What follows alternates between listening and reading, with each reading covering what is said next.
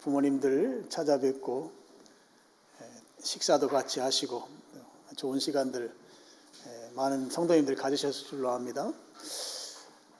오늘은 이제 하루 지난 이제 어버이 주일입니다. 우리 앞뒤 좌우분들에게 나보다 연배가 어른이시면 감사하다는 또 은혜를 생각하고 어른을 공경하는 마음으로 눈으로만 인사를 좀 쳐다보고 좀 감사한 마음을 좀 눈으로 표시를 하는 시간을 먼저 갖겠습니다.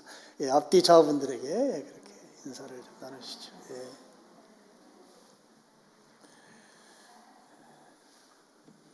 감사합니다. 그래도 우리나라는 그 동방예의지국 뭐 이런 이야기가 옛날부터 있어서 사실 성경이 가르치는 이 효도 내지는 부모님께 대한 공경과 관련된 말씀을 전하기가 비교적 쉽습니다. 서양 사람들 같은 경우에는 창세기 2장에 보면 아비 집을 떠나서 부부가 하나 되라고 하는 떠나라고 하는 그 말씀을 너무 충실히 하다 보니까 결혼하면 부모하고 어떤 경우는 거의 남처럼 지내는 그런 가정들도 있어요. 제가 미국에서 조금 살았었는데요. 미국 사람들 이야기하는 거 들어보면 부모도 자식이 독립하면 크게 관심 갖지 않는 것 같고 또 독립한 자식도 부모에 대한 그 큰 책임 갖지 않는 것처럼 표현하고 행동하는 걸 제가 많이 봤습니다. 서양 사람들은 부부 중심이라고 해야 되나요? 부부 중심으로 살다 보니까 효도 개념은 많이 없는 것 같은 그걸 제가 직접 경험했었습니다. 그렇지만 우리나라는 그래도 또 효도와 관련해서 이야기하면 성경의 가르침들에 대해서 기본적 토양이 우리 전통적으로 그 효도 윤리가 있기 때문에 잘 받아들일 수 있는 그런 여건들은 우리에게 훨씬 더 설교하기가 쉽다 이런 생각을 저는 하고 있습니다. 성경에 보면 우리 자식들이 부모님께 대한 도리에 대해서 구약 성경도 마찬가지고 신약 성경도 마찬가지고 굉장히 강조해서 자녀된 도리를 다할 것을 말씀합니다. 구약 성경에서는 아무래도 우리가 제일 강하게 느낄 수 있는 것이 십계명이죠. 십계명 중에 5번째 계명에 내 부모를 공경하라. 그리하면 내 하나님 여호와께서 이 땅에서 잘되게 하고 내 생명을 길게 해주겠다. 부모님 공경에 대한 것을 아예 계명으로 못 박아버렸습니다. 그만큼 부모님 공경하라고 하는 것을 강조한 것이죠. 신약 성경도 마찬가지입니다. 신약 성경도 구약 성경만큼 부모님께 대해서 공경하는 태도를 아주 강조해서 가르치고 있는데요. 그런 대목들이 여러 가운데 나오는데 그 중에 하나가 예수님께서 유대인들을 아주 책망하는 장면이 마태복음 15장에 나옵니다. 거기에 보면 이제 그 고르반이라고 하는 그 전통이 있어요. 유대인들에게 이걸 이제 장로의 전통 그러는데요. 이 장로의 전통이 왜 생겼는가 하면 원래 처음에 생길 때는 목적이 선한 목적으로 생기거든요. 의도가 선한 거죠. 율법이 있으면 그 율법을 잘 지키기 위한 일종의 지침서와 같은 것이 이제 장로들의 전통이에요. 그런데 이 장로들의 전통 가운데 이 고르반이라고 하는 내용이 나옵니다. 이 고르반은 이제 우리말로 번역을 하면 하나님께 드렸다는 말이에요. 우리 성경식으로 표현하면 하나님께 드림이 되었다. 이런 뜻을 가지고 있습니다. 이게 무슨 말씀인가 하면 예를 들면 이런 거예요. 제가 갑자기 생각지도 못했던 큰 목돈이 생겼어요. 그 목돈이 생기니까 제 마음속에 이거 하나님께 드려야지 하는 감동이 오기 시작했습니다. 그래서 하나님께 드릴 마음을 이제 가지고 있습니다. 그런데 이 마음이라고 하는 게 시간이 지나면 변할 수 있잖아요. 그 마음이 변하기 전에 그 드리고자 했던 그것을 공개하는 것입니다. 공개할 때 쓰는 말이 고르반이에요. 그래서 하나님께 드렸다. 이 목도는 내가 개인적으로 사용할 게 아니고 하나님께 드린다고 하는 것을 일종의 서원하는 믿음의 결단과 같은 것이에요. 그러니까 어떻게 보면 굉장히 좋은 전통이죠. 우리가 생각지 않았던 어떤 좋은 것이 생겼습니다. 근데 그것에 대해서 우선 신앙적으로 하나님께 드리고자 하는 마음이 생기는데 그 생긴 그 마음이 변하기 전에 아예 공개적으로 고르반을 선포하고 그리고 그걸 하나님께 드리는, 내 마음이 그 이후에 변화되더라도 이미 하나님께 일종의 서원인 거죠. 서원한 것을 지키는 아주 좋은 전통으로 볼 수 있습니다. 그런데 당시 유대인들이 이 고르반 전통을 악용한 것이죠. 그래서 마태복음 15장 5절과 6절 말씀을 스크린 보고 한번 같이 읽어보겠습니다. 너희는 이르되 누구든지 아버지에게나 어머니에게 말하기를 내가 드려 유익하게 할 것이 6절 그 부모를 공경할 것이 없다 하여 너희의 전통으로 하나님의 말씀을 폐하는도다. 저 말씀을 예수님께서 지금 유대인들을 혼내고 책망하는 말씀이거든요. 당시에 유대인들이 부모님께 대해서 공경하는 그런 마음이 별로 없었던 것 같아요. 오늘날도 좀 비슷하지만 부모님께 대해서 효도할 마음이 별로 없는 그들이 이 고르반이라고 하는 제도를 부모님께 대해서 불효하는데, 불효하는 것을 이제 포장하는 용도로 고르반을 사용하고 있었던 것이죠. 부모님 찾아가서 그러는 거예요. 원래 부모님께 드리려고 했는데 이거 고르반 했습니다. 하나님께 드렸습니다. 그래서 부모님께 드릴 수가 없네요.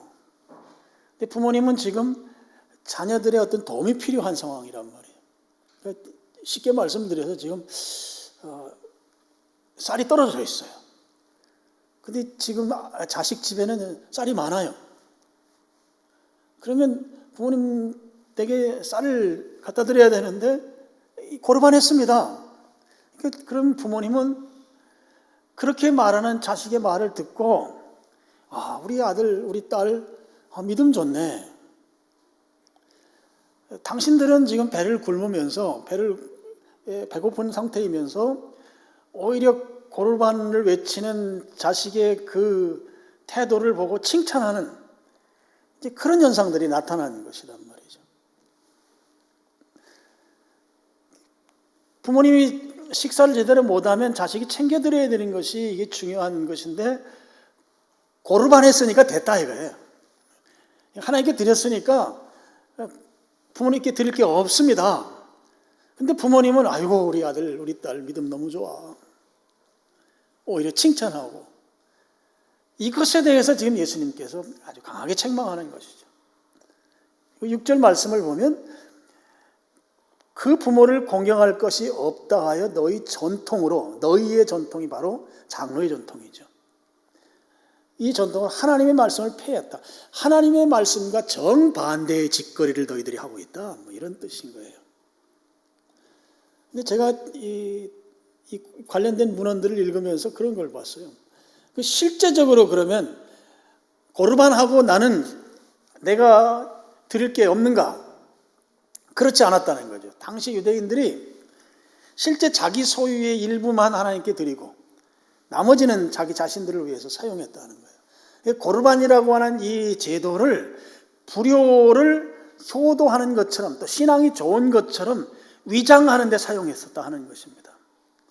그러니까 하나님께서, 예수님께서 그런 모습을 꿰뚫어 보시고 강하게 책망을 하셨던 것이죠. 그만큼 부모님을 공경하는 부분에 대해서 구약 성경도 마찬가지고 신약 성경도 마찬가지고 똑같이 높은 강도로 우리들에게 지금 부모님께 공경할 것을 말씀하고 있다고 하는 것이죠.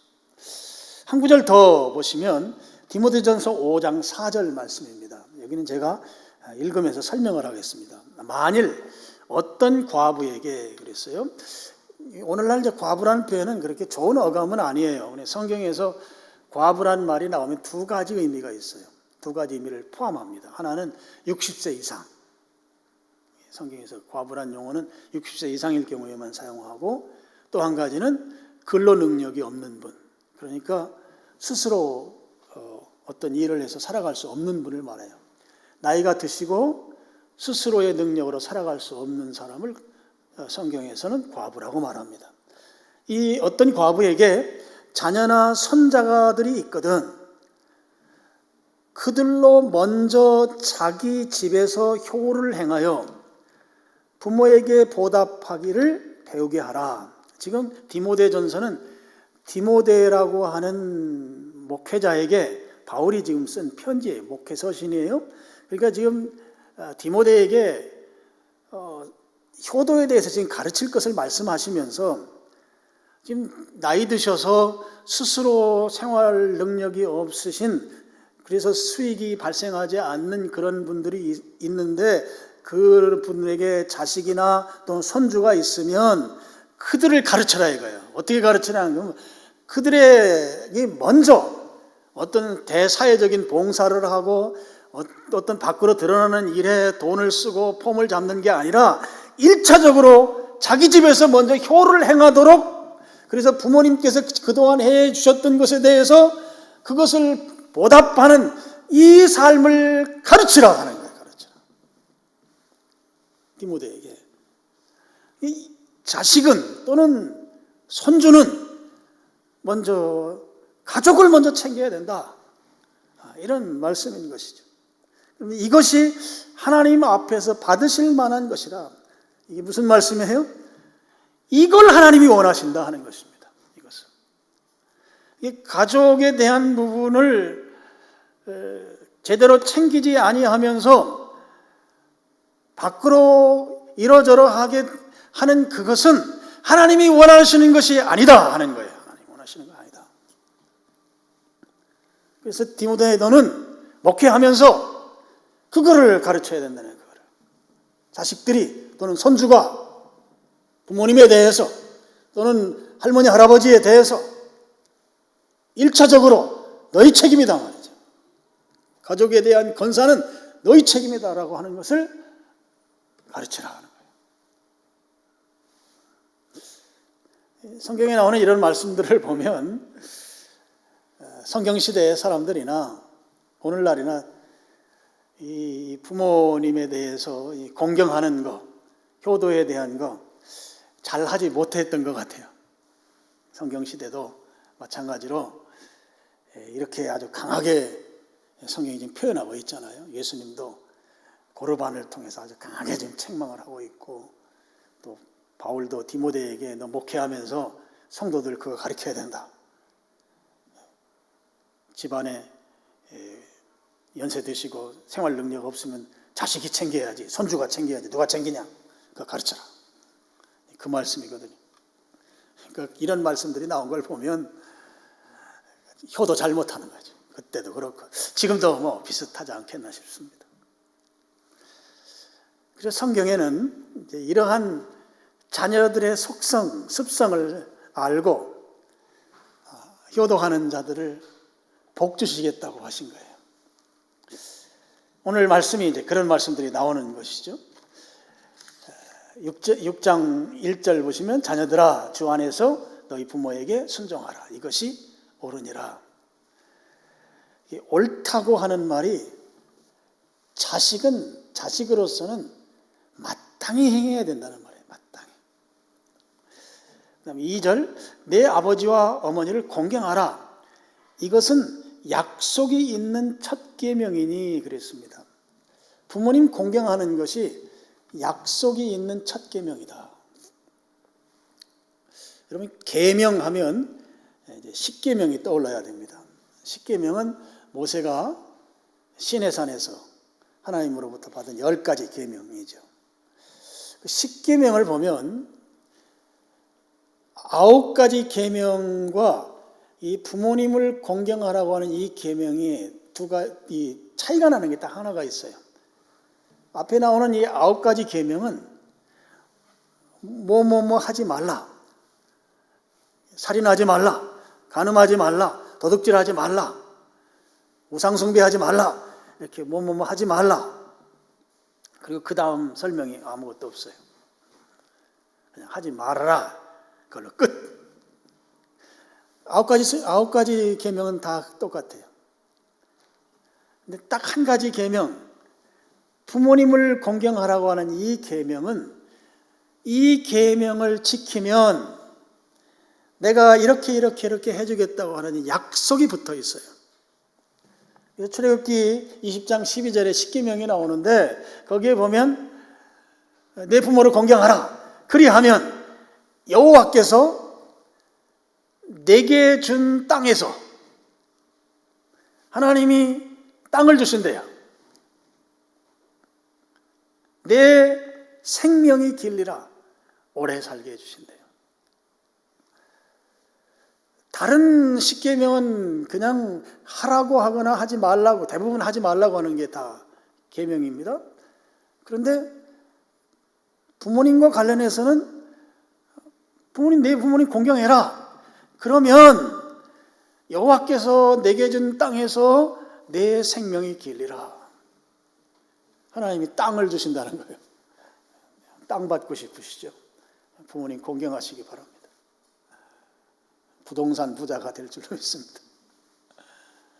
그리고 오래 산다고 하는 말씀을 했어요. 에베소서 6장 3절에도 비슷하게 나오죠.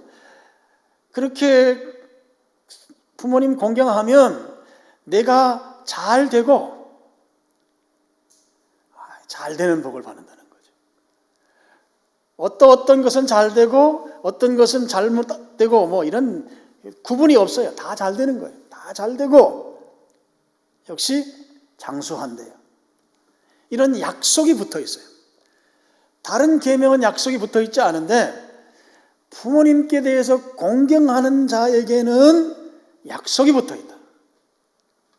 그래서 약속이 있는 첫 계명인 거예요. 약속이 있는 첫 계명. 부모님 공경하는 자에게 두 가지 약속을 주신 것이죠. 출애굽기에 나오는 십계명도 마찬가지고 에베소 6장 3절도 마찬가지입니다. 잘 되는 복과 또 장수하는 복을 주십니다. 근데 성경에는 이게 축복인데요. 복이잖아요, 복인데 약속이라고 했습니다. 약속이라고 한 것은 이 두 가지가 복이면서 동시에 효도의 조건이 되기 때문에 그래요. 여러분, 잘 돼야 효도할 수 있습니다. 잘 돼야.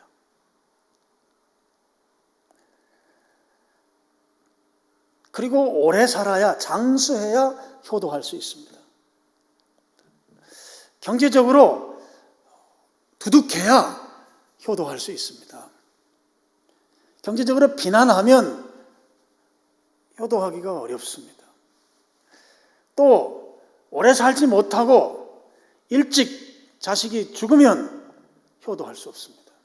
그래서 이 잘 되고 오래 사는 것은 효도의 조건이 되는 거예요. 그래서 성경은 그걸 약속이라고 표현한 것입니다.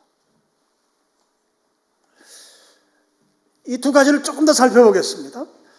부모님을 공경하면 잘 된다는 것이죠. 성경 창세기 22장의 이삭 이야기를 좀 드리고 싶어요. 아브라함이 100세에 얻은 아들이죠. 근데 하나님께서 이삭을 하나님께 제물로 바치라고 그랬어요. 아브라함이 여기에 순종합니다. 아브라함만 순종해서는 되지 않아요. 제물이 될 이삭도 순종해야 돼요. 근데 이삭이 제물이 되기 위해서는 자기가 살던 곳에서 3일길을 가야 돼요. 지금 현재 예루살렘이 이제 모리아산으로 보거든요. 그 예루살렘에 있는 황금돔 자리가 아브라함이 이삭을 번제로 드리려고 했던 그 자리라고 지금 이야기하고 있습니다. 근데 이 이삭은 아버지와 함께 3일길을 여행을 하고, 그리고 가다가 종들을 따로 떼어놓고 이제 아버지와 단둘이 그 모리아산으로 올라가는데 뗄나무를 이 이삭이 등에 지고 올라갑니다. 그럼 이삭의 나이대를 좀 계산해 볼 필요가 있죠. 정확한 나이를 정확히 계산하기는 좀 어렵습니다. 성경 연대적으로. 그럼 대략 이삭의 나이가 아버지와 함께 모리아산으로 번제를 드리러 갈 때의 나이가 적게 잡았을 때 티네이저 한 15살 정도에서 많게 잡았을 때 30대 중반까지 봅니다. 그 나이쯤 됐을 것으로 보는 거죠. 근데 아버지는 이미 100살이 넘으셨죠.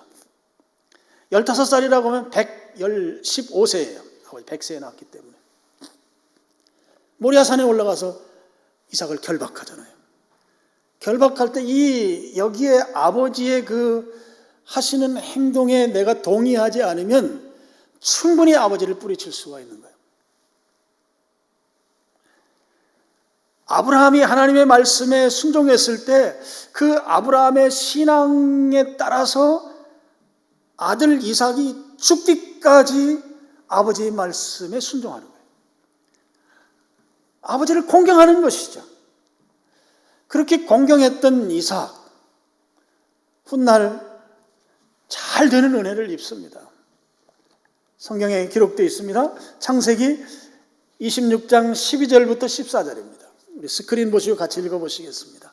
이삭이 그 땅에서 농사하여 그 해에 100배나 얻었고 여호와께서 복을 주심으로 그 사람이 창대하고 왕성하여 마침내 거부가 되어 양과 소가 떼를 이루고 종이 심이 많음으로 블레셋 사람이 그를 시기하여. 여러분, 이 아브라함 시대, 이삭 시대에는 직업군이 두 가지밖에 없어요. 농사 짓는 것과 목축업, 양을 치는 것입니다. 이 두 가지 부분에서 거부가 됐어요. 13절 보면 오늘날 말로 하면 제일 이해하기 쉽도록 하면 재벌이 된 것이죠. 재벌이. 농사를 지으면 결실이 100배가 오르는 거예요. 100배. 그리고 소와 양이 떼를 이룬다고 하는 것은 번식력이 막 탁월한 것이죠. 목초지가 아주 풍성한 것이죠. 종이 많았다. 많은 사람들이 이삭의 수하에 있다고 하는 것이죠. 그리고 얼마나 큰 거부였으면 외국에서 블레셋이라고 하는 나라가 시기할 정도로 그렇게 큰 부자가 됐겠어요. 이런 큰 잘 되는 그 배후에 아버지의 말씀에 순종하는 그 죽기까지 순종했던 부모 공경의 태도가 이삭에게 있었다 하는 것을 우리가 기억해야 하겠습니다. 여러분, 어떻게 보면 우리가 잘 된다고 하는 것,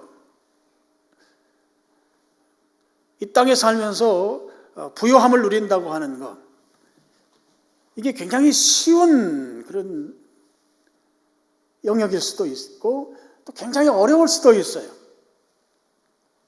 왜 그런가 하면 지금 오늘 이 부모를 공경한다고 하는 차원에서 볼 때 하나님께서 우리를 잘되게 하시는 그 복을 부모라고 하는 분을 통해서 주신다고 하는 사실 때문에 그런 거예요. 하나님이 주시는 잘되는 복은 부모님을 통해서 이루어 주신다고 하는 이 사실 때문에 이게 굉장히 쉬울 수도 있는데 또 이게 굉장히 어려울 수도 있다는 거예요. 여러분, 성경 말씀 그대로 믿으시죠? 100% 믿으시죠? 그러면 부모님 공경하면 잘 됩니다. 그럼 내가 잘 될 수 있는 근거는 부모님이라고 하는 그분들을 통해서 그분들이 통로가 돼서 내게 잘 되는 그런 역사가 이루어진다고 하는 것이죠. 부모님 공경하면 잘 된다 하는 것입니다. 하나님께서 그분들을 통로로 해서 자식들 잘 되게 해주신다 하는 거예요. 정말 잘 되기를 원하신다면 효도하는 자녀가 되면 되는 거예요. 그래서 제가 쉽다고 얘기했어요. 그런데 실제적으로 이게 쉬운 게 또 아니에요. 우리 일상 현상으로 와보면 간단치가 않아요. 오늘 말씀을 듣는 여러분들은 오늘 잘 되는 복의 통로가 부모님이라고 하는 사실을 분명히 기억하고 하나님은 부모님을 통해서 내게 잘 되게 해주신다. 이 사실을 꼭 기억하고 효도하는 여러분 되기를 축원합니다. 두 번째로 효도하면, 부모 공경하면 이 땅에서 오래 산다 이렇게 되어 있습니다. 여러분, 오래 살아야 합니다. 부모님도 오래 살아야 합니다. 자식도 오래 살아야 합니다. 부모님이 오래 사셔야 자식이 효도할 수 있습니다. 자식이 오래 살아야 부모님께 효도할 수 있습니다. 그렇다고 해서 병들어서 시름시름 앓으면서 그렇게 오래 사는 거, 그게 아닙니다. 여기에 오래 산다고 하는 것은 건강하게 오래 사는 것을 말합니다.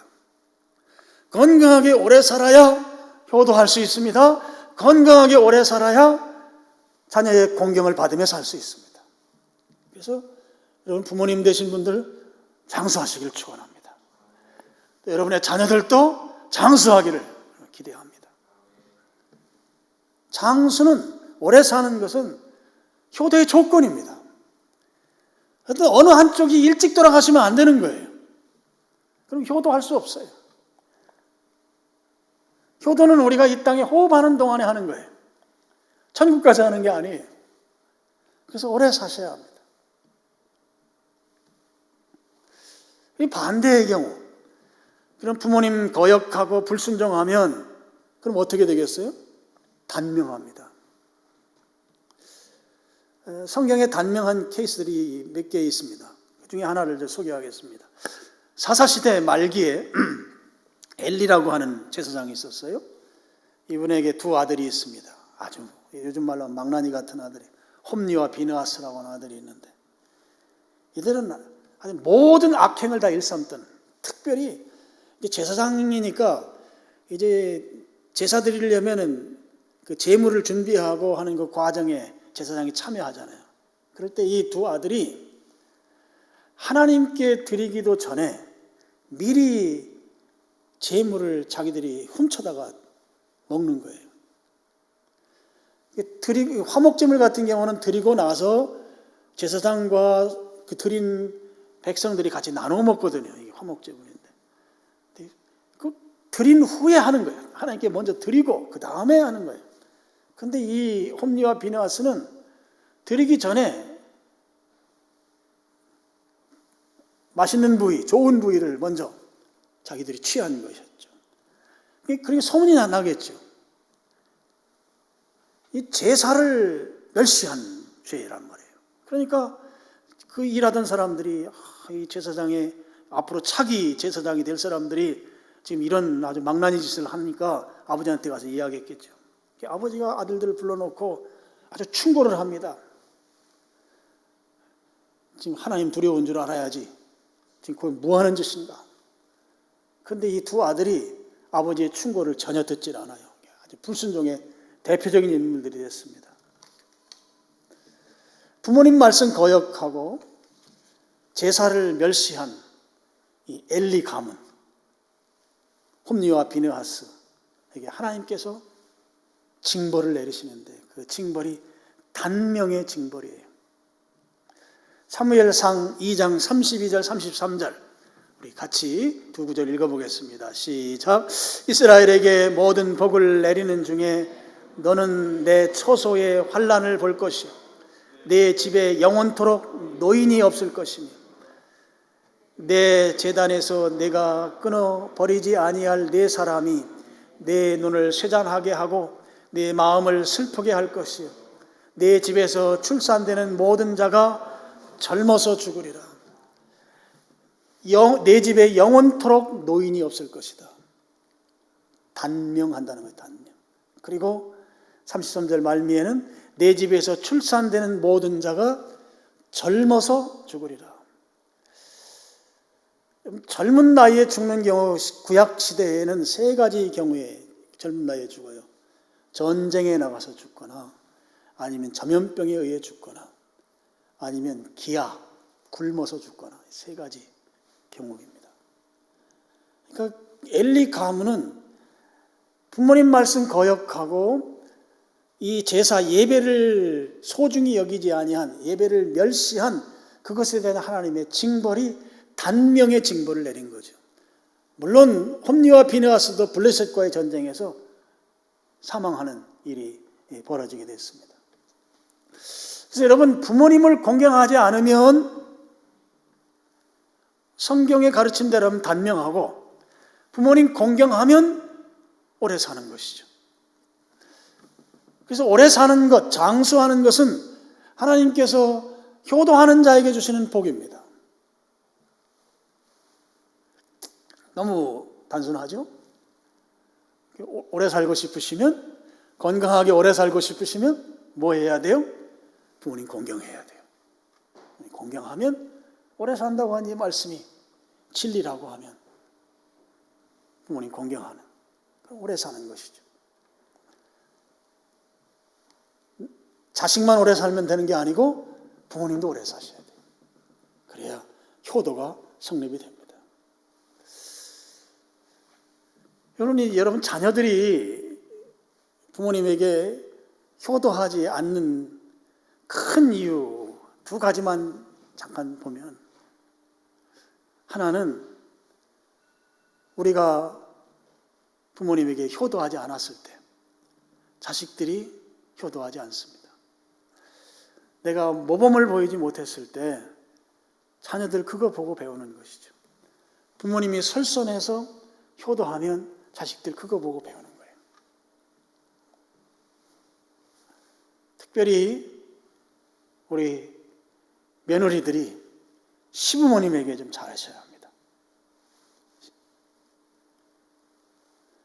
요즘 이 시부모님과 며느리의 갈등이 보통 심각한 게 아니더라고요. 성경에서 최고의 며느리는 누굴까 제가 생각했는데요. 최고의 며느리는 구약의 룻이에요. 룻. 시어머니 이름은 나오미이죠. 룻이 시어머니 나오미에 대해서 고백하는 아주 멋진 구절이 성경에 있어요. 한번 우리 같이 거기도 한번 읽어보겠습니다. 룻기 1장 16절 17절입니다. 스크린 보시고 한번 읽어보시죠. 시작.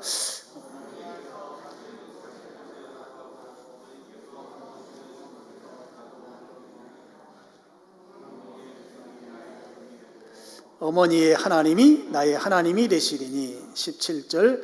어머니께서 죽으시는 곳에서 나도 죽어 거기 묻힐 것이라. 만일 내가 죽는 일 외에 어머니를 떠나면 여호와께서 내게 벌을 내리시고 더 내리시기를 원하나이다 하는지라. 룻이라고 하는 며느리가 시어머니 나오미에게 한 말이거든요. 그런데 이 고백을 쭉 보면 너무너무 신앙적이에요. 그런데 룻은 이방 여인이에요. 모압 여인이에요. 나오미는 물론 유대인이죠. 그러면 이 룻이라고 하는 며느리가 이런 신앙을 가지고 시어머니의 하나님이 나의 하나님이고 내가 죽는 일 외에 어머니를 떠나면 하나님이 내게 벌을 내리는데 더 내리길 원합니다 라고 할 만큼 그런 신앙을 결부해서 시어머니를 사랑하는 마음을 고백할 만큼 이렇게 견고한 신앙을 갖게 만든 이가 누굴까 하면 시어머니죠. 모압 땅에 갔다가 모압 땅에서 아들들이 장가들었다가 다 일찍 아들들이 죽었어요. 그리고 며느리만 남았는데 다시 고향으로 돌아가는데 큰 며느리, 둘째 며느리는 그냥 모압 땅에 남고 막내 며느리 룻이 지금 시어머니 따라가겠다고 지금 하면서 지금 하는 말이거든요. 지금 룻이 한 말은 너무너무 신앙이 좋은 거예요. 너무너무 신앙이. 이방 여인이 이런 신앙을 갖게 만든 이가 누굴까 하면 시어머니란 말이에요. 시어머니. 시어머니가 며느리를 이렇게 깊은 신앙, 이 신앙 갖도록 만드는 것이죠. 여러분에게 질문합니다. 여러분, 시어머니가 며느리한테 야, 예배당 가자. 야, 예수님 믿어. 우리 집 시집 왔으면 교회 다녀야 돼. 이렇게 말한다고 해서 여러분 며느리들이 들을까요? 며느리를 신앙의 자리로 나오게 하는 것이 그 간단치 않아요. 이게 무슨 말인가 하면 며느리가 시어머니에게 이렇게 잘했는데 그 잘한 뒤 배경을 보면 시어머니가 며느리에게 잘한 거예요. 나오미가 룻에게 신앙적으로 잘했기 때문에 룻이 나중에는 시어머니 돌아가실 때까지 제가 책임지겠습니다 라고 하는 신앙 고백을 이렇게 시어머니 나오미에게 한 것이다 하는 거죠. 그러니까 며느리들에게만 지청구할 게 아니에요. 시어머니들이 며느리에게 잘해야 돼요. 요즘 시어머니들은 문자 보내면 안 된대. 문자 보내면 방문은 더더욱 안 되고 문자 보내면 어떤 문자 보내면 안 되는가 하면 우리 아들은 고기보다 생선 좋아한다 뭐 이런 거 보내면 안 돼.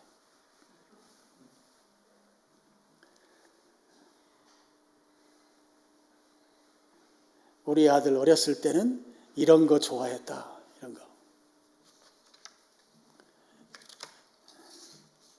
제일 좋은 거는 같은 교회 다니면서 주일날 같이 예배드리고 점심 식사 같이 하는 정도 수준에서 오늘날은 그 정도 수준에서 잘 밸런스를 맞춰야 돼요. 자녀들이 불효하는 또 한 가지 이유는 오늘 6장 4절에 나오는 말씀입니다. 또 아비들아 너희 자녀를 노엽게 하지 말아라. 부모가 자녀를 노엽게 했을 때 이때 문제가 되는 것이죠.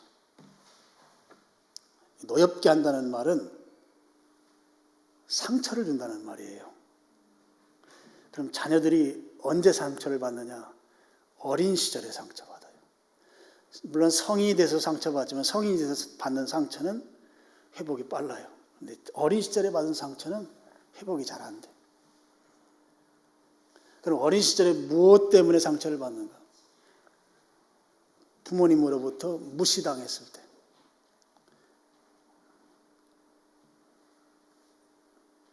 우리가 무심코 내뱉는 말들 가운데 자식을 무시하는 말들이 있어요.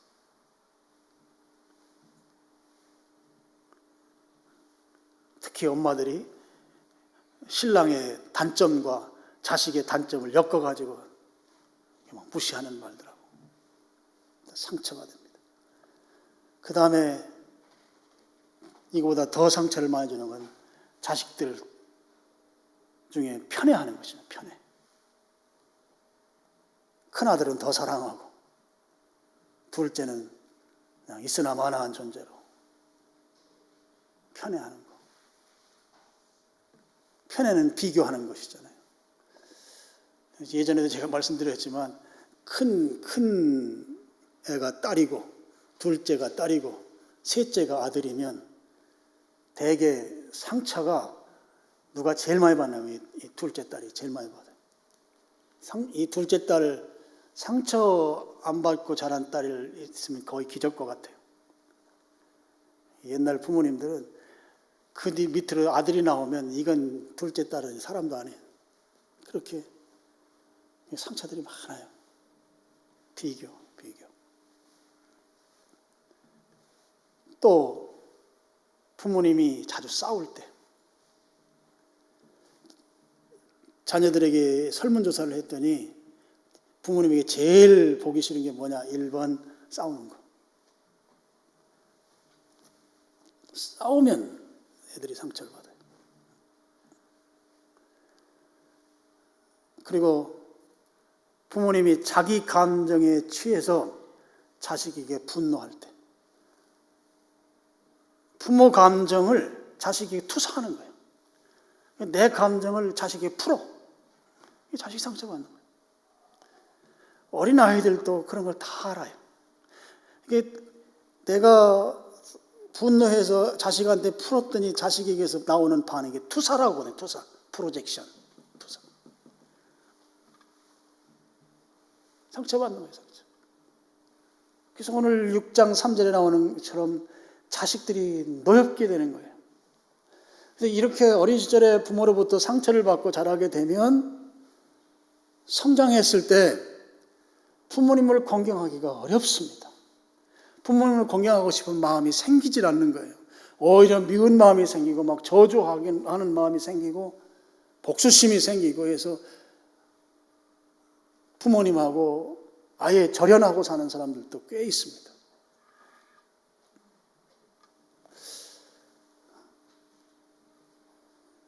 오늘 우리 자녀들이 이러저러한 여건들 때문에 부모님을 공경하는 일을 못할 수 있어요. 여건들이, 상처라든지 이런 상황들에서.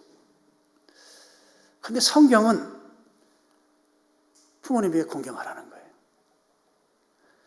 그런 거 백그라운드 따지지 말고 공경하라는 거죠.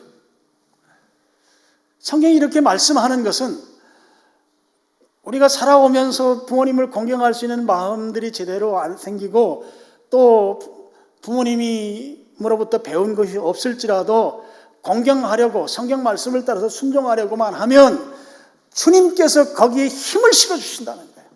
할 수 있게 해주신다는 거예요. 그래서 부모님을 공경하라는 것이죠. 우리가 부모님을 공경해야 되는 단 한 가지 이유가 있다고 하면 그분들이 나의 부모님이기 때문이에요. 이거 한 가지 때문에 우리 부모님 공경하는 거예요. 왜 부모님을 공경해야 되는가? 그분들이 나의 부모님이기 때문에. 돈 많이 벌어오시기 때문에 아니면 나에게 잘해주니까 그런 조건 때문에 부모님 공경하는 게 아니고 그분들이 단지 나의 부모님이기 때문에 공경해라. 이게 성경의 가르침인 것이죠. 자, 말씀의 결론입니다. 성경에서 부모님께 공경하라고 말씀하고 있습니다. 근데 이 공경하라는 표현이 하나님께도 사용되었고 유일하게 사용된 것이 부모님에게 사용됐어요. 다시 말씀드리면 공경의 대상은 하나님과 부모님만 계실 뿐이에요. 공경하는데 하나님 공경하는 것과 부모님 공경하는 것, 성경의 두 경우에만 공경한다는 용어를 쓴다고요. 그렇다고 하면 부모님, 하나님을 공경하는 것처럼 부모님도 마찬가지로 그렇게 공경해야 된다는 말씀이 되는 것이죠. 그래서 마지막 성경 구절 하나 보시겠습니다.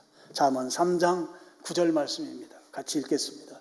내 재물과 내 소산물의 처음 익은 열매로 여호와를 공경하라. 여러분, 하나님 공경할 때 내 재물 그리고 처음 익은 열매 그랬어요. 처음 익은 열매는 첫 열매도 되지만 열매 중에 최고 좋은 것도 됩니다. 이 히브리 말은 두 가지 의미가 같이 있어요. 처음 익은 열매라는 것은 첫 열매이면서 동시에 열매 가운데 제일 좋은 것, 그것으로 하나님 공경하라 하는 거예요. 그러면 하나님 그렇게 공경하듯이 부모님도 그렇게 공경해야 된다 하는 거예요. 그럼 부모님께도 하나님께 최상품으로 하나님 공경하듯이 부모님께도 최상으로 해야 되는 것이죠. 그럼 부모님을 잘 살펴서 생활하는데 어려움이 있는지 없는지 자녀들은 살펴서 어려움이 있으면 챙겨드려야 되는 거예요. 부모님이 경제활동을 하면 큰 자식이 부담이 적을 수 있겠지만 경제활동을 하지 않을 경우 생활하는 걸 자식들이 눈여겨보고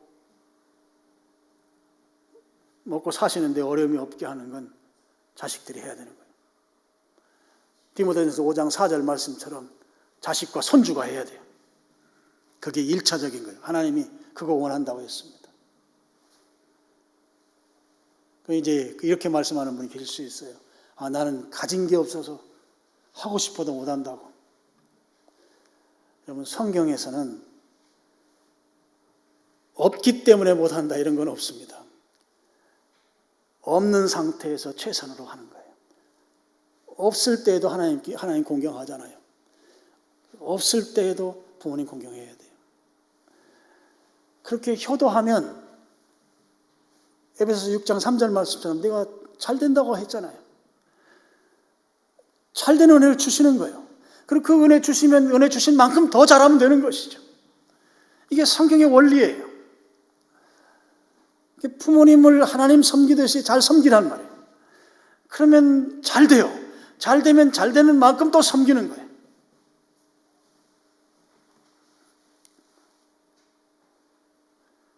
그렇게 하면 효도하는 자에게 하나님이 주신 약속이 여러분의 것이 됩니다. 잘 되고 땅에서 장수하리라 하는 거예요. 건강장수입니다. 건강장수. 오늘 여기 이제 효도할 부모님들이 다 천국 가셔서 안 계신 분들도 계시지만 우리 자녀들 또 손주들, 제가 이 효도와 관련해서는 상당히 좀 강하게 제가 이렇게 설교를 합니다. 늘 할 때마다. 그만큼 효도는 우리에게 축복의 길이 되기도 해요. 그래서 여러분이 여러분의 자녀들이나 손주들에게도 잘 이런 말씀을 알려줘서 하게 하고, 아니면 제 이제 유튜브에 이것이 아마 올라가면 듣게 하세요. 자꾸 듣게 하시다 보면 깨달아지니까 깨닫고 자식들이 효도하고 그래서 잘 되고 장수하는 가문을 다 이루시기를 주님 이름으로 축원합니다. 기도하겠습니다. 아버지 하나님 감사합니다.